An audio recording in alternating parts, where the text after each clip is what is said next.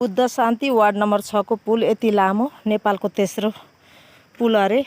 यहाँबाट हेर्नुस् कति राम्रो देखिएको छ, कति सुन्दर, कति हरियाली ठाउँ, कति लामो पुल, कस्तो राम्रो देखिएको। यहाँबाट सिधा हेर्दा पनि बवाल दामी। ल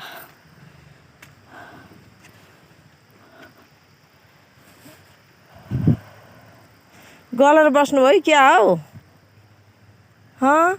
यता हेर्नु हेर्नु, कहाँबाट आउनुभएको नि? गलेर बस्नु भए जस्तो छ। यता नानीले के बेच्छ? नानी आइसक्रिम।